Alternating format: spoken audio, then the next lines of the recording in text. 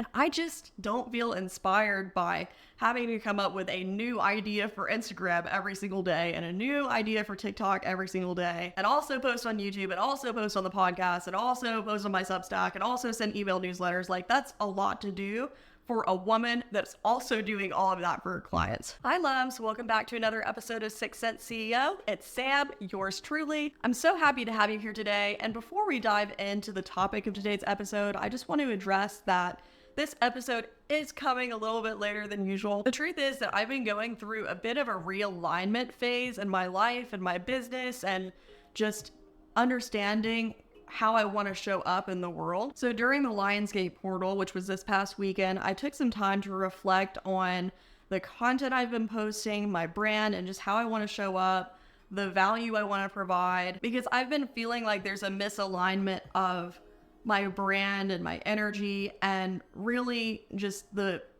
impact I want to make through my content. So through this work, I've been realigning with my purpose and the type of energy I want to have whenever I show up in videos like this one, or I guess audio episodes if you're listening on one of the podcasting platforms. But in case you didn't know, you can also catch this podcast on YouTube.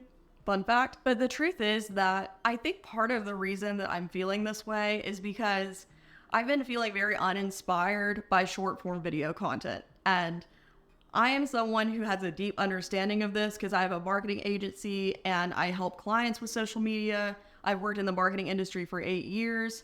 So I understand how to produce a short form video in the way that the platforms want you to, where you have a really shocking and compelling hook that keeps people wanting more, and they get to the meat of the video, and then you have a CTA at the end. So that format, although that is the exact format that does well on these platforms, is just not inspiring to me anymore. And sometimes you do have to play by the rules of these platforms in order to get results. So I understand that, but I just feel more aligned in my brand and my business with focusing on longer form content for now.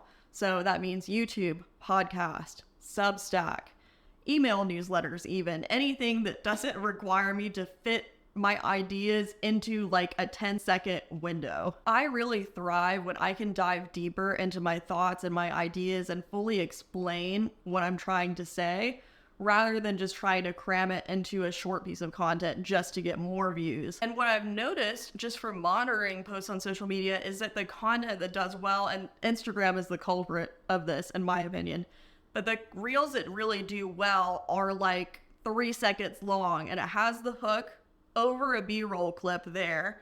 And then in the caption, it has more info and context, etc. And I just don't feel inspired by having to come up with a new idea for Instagram every single day and a new idea for TikTok every single day, and also post on YouTube and also post on the podcast and also post on my Substack and also send email newsletters. Like, that's a lot to do for a woman that's also doing all of that for her clients. So going forward, I will be active on TikTok and Instagram and all the socials, but my strategy is going to be more focused on reaching people on YouTube, through the podcast, through Substack, like I said, and then repurposing that content into shorter clips, which then are going to be shared to Instagram and TikTok.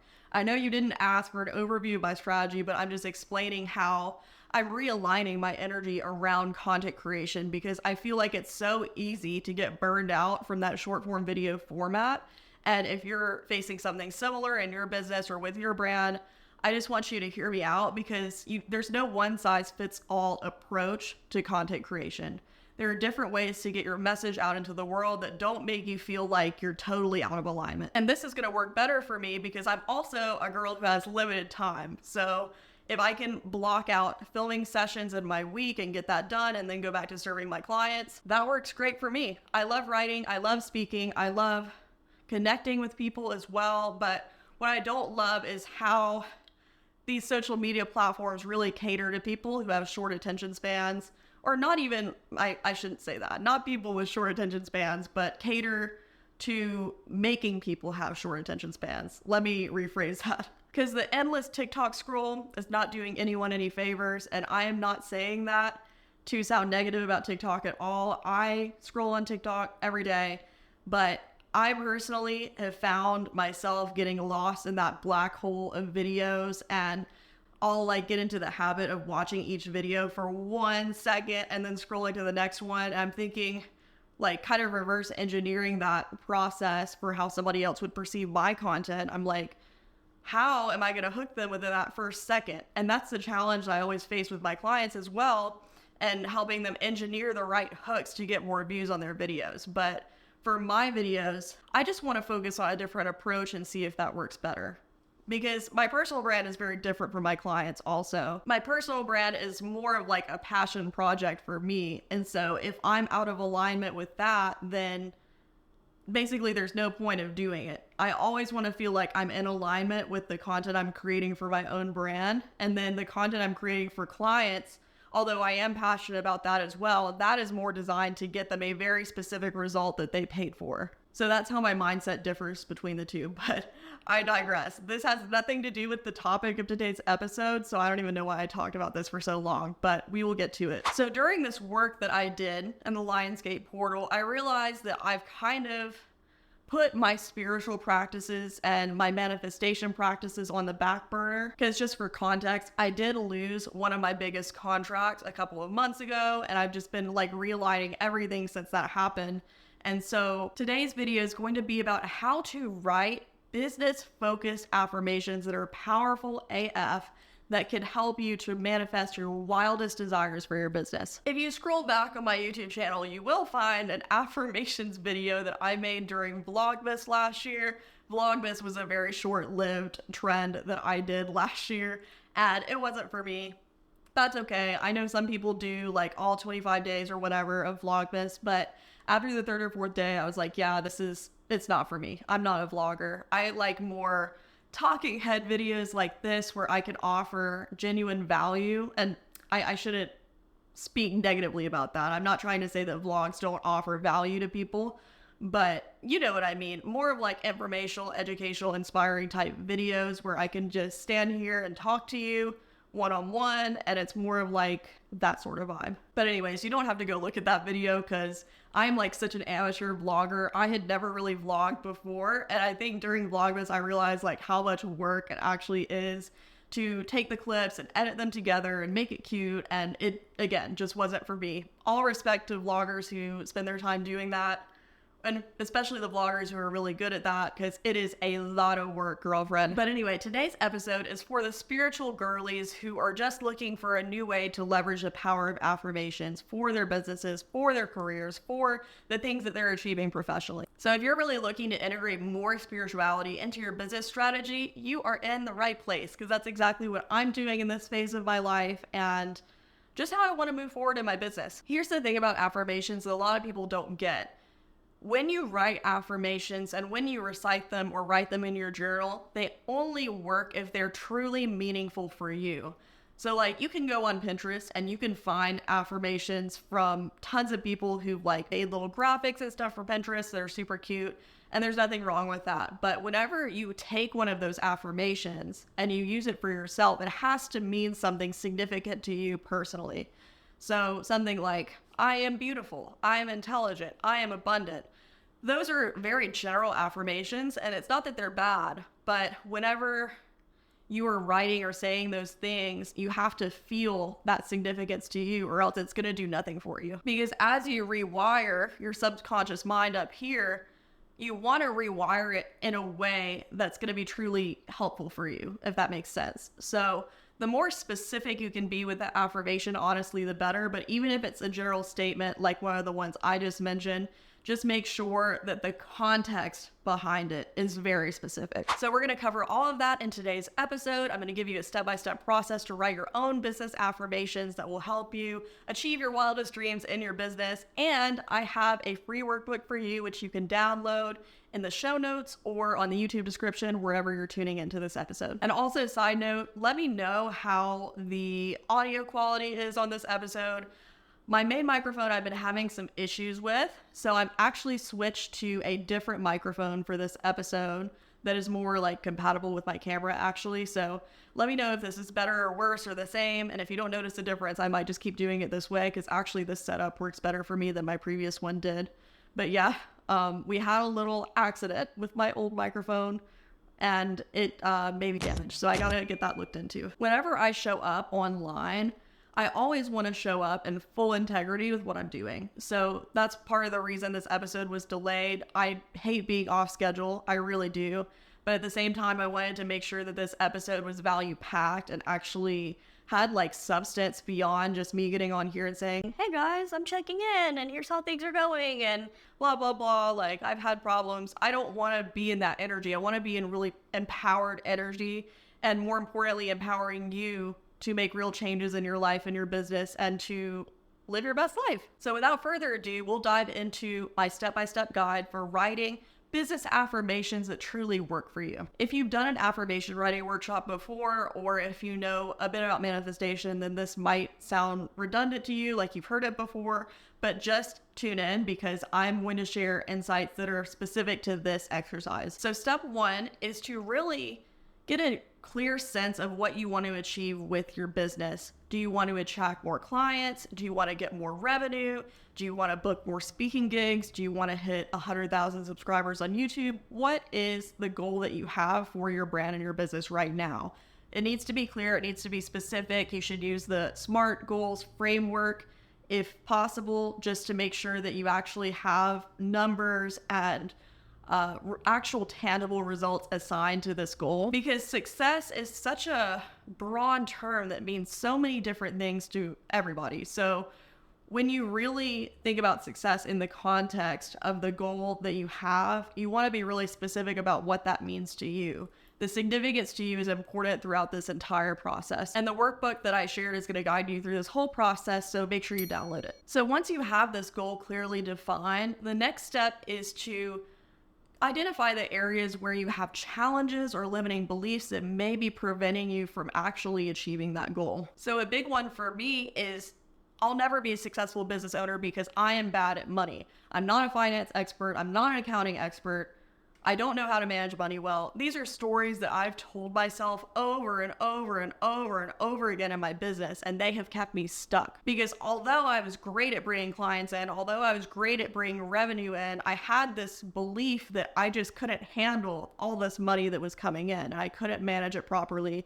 And that has created a lot of roadblocks for me in my business, because the financial aspects of running a business are incredibly important. But I'm not a numbers girly, I'm a marketing girly. That's another one of the stories that I told myself for so long. And that's a limiting belief that has held me back and made me feel like I could only be one thing and not the other. Really take the time to identify these struggles within this step, because this will guide the entire rest of the activity that we're discussing. You need to know what your limiting beliefs are in order to be able to shift those into more empowering beliefs that will actually translate into affirmations that are meaningful for you. So once you've identified a list of limiting beliefs that you truly believe are holding you back in your business, it's time to flip the script on those. So we're going to turn these into positive, more empowering statements. For example, if you're feeling unworthy of success, then you could flip the script to saying something like, I am fully deserving of all the success and abundance I desire. You want to make sure that the affirmations you write are mostly I am statements. You want to phrase it in a positive versus a negative way.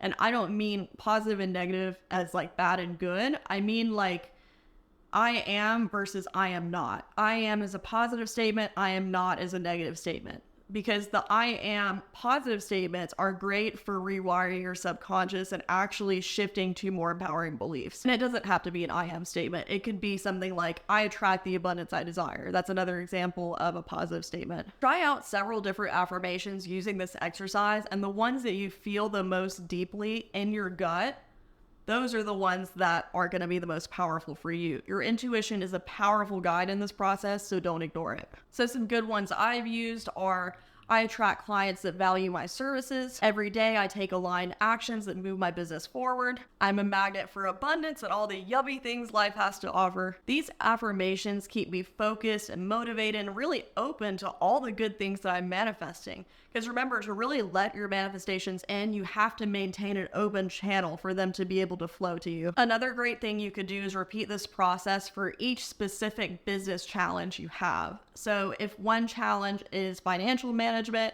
then you could write affirmations tailored to that. If one challenge is client management and dealing with crazy clients, you could write affirmations specifically for that. I'm laughing because I've been there on that one. And if one of your core challenges is just not believing in yourself enough, you could do self-belief affirmations. You should take these examples that I shared as a starting point only. You really want to make your affirmations tailored to you, like I said, so don't forget that. So now let's talk about how to integrate these into your daily life. One thing I love to do is write them in my journal. That's very powerful for me because I love writing. Writing is it comes very naturally to me. You could do that. You could speak them to yourselves while looking in the mirror. You could even make a subliminal out of them and then listen to it. I love listening to subliminals while I get ready in the morning to help me get into my bad bee energy, if you know what I mean. You could meditate and speak them out during your meditation practice, almost like a mantra. You could put them on your vision board. These are all ideas that you are welcome to take and run with. You don't have to do all of them. Just do the ones that resonate the most with you. And remember, consistency is key with these. The more that you actually repeat these affirmations, the more they'll become ingrained in your subconscious mind, and actually you'll see things start to move in your life and your business. Again, access the PDF of the workbook down in the show notes or in the YouTube description. You can use this PDF a couple different ways. You can either print it out and write on it, or what I love to do is I have an iPad, so I downloaded the Good Notes app, and whenever I get a workbook from a coach or a program I'm doing, I always download the workbook and then upload it to the Good Notes app, and then I can actually write on it with my Apple Pencil. That is like my favorite thing in the world. I love having everything digitized. So just a concluding thought of today's episode is, the thing about affirmations is, as long as you follow these basic steps, you'll see a change in your life. But a lot of people are not consistent with affirmations because they don't feel aligned with the implementation methods. But that's why I gave you several examples so you could actually take the one that works for you in your lifestyle and integrate it in. You could even write the affirmations on little sticky notes and stick them on your wall. Manifestation is not one size fits all. And that's one thing that a lot of people don't get, is they just want like the secret sauce, or the, one-stop shop for manifesting your wildest dreams. But girl, if it was that simple, I think we would all have it down pat by now. Manifestation itself is simple, but the implementation is where people trip up because they try to force things into their routine that aren't actually aligned for them. And that's why I really encourage you to take these principles that I've shared loosely, but implement them in a way that's very personal to you and that feels really juicy to you. So again, in these episodes I'm sharing, take what I say with a grain of salt because it's something that works for me. I always share what works for me specifically, but not everything will work for your lifestyle necessarily. There is no better guide and no better coach than your intuition and your inner wisdom. So always consult with that. Because another thing I want to mention that I did not mention earlier in this episode is that the social media world is very noisy. So whenever you're scrolling on TikTok or scrolling on Instagram, I firmly believe it's actually separating you more from yourself. And that's coming from someone who's worked in the marketing industry for 8 years, spends every day on social media helping my clients with it. The more you scroll, the more you dull your inner voice. So instead of letting all the noise and all the opinions of other people consume you, I really encourage you to just tap into what's in here. Listen to that inner voice. They're not going to lead you astray. They're going to guide you in the right direction. So don't forget that. All right, remember to download the workbook, and that is all I have for you today. Thank you so much for tuning in. I appreciate you so much. And if you download the workbook or you follow the process that we discussed in this video, I would love to see your affirmations on Instagram, so you could even post an Instagram story and tag me in it. I would love to reshare it and see all the wonderful affirmations that you come up with. And I really want my community and our Success CEO community to really see the value of this practice. As a community, it's very important for us to inspire each other and keep each other motivated to pursue our goals. So I hope this episode inspires you to create powerful and ultra intentional affirmations that help you build the business of your dreams. So this week, I'll actually talk to you later this week since we're a little bit behind on the episodes, but I'm working on getting back on track. But until then, stay aligned and keep manifesting. Bye.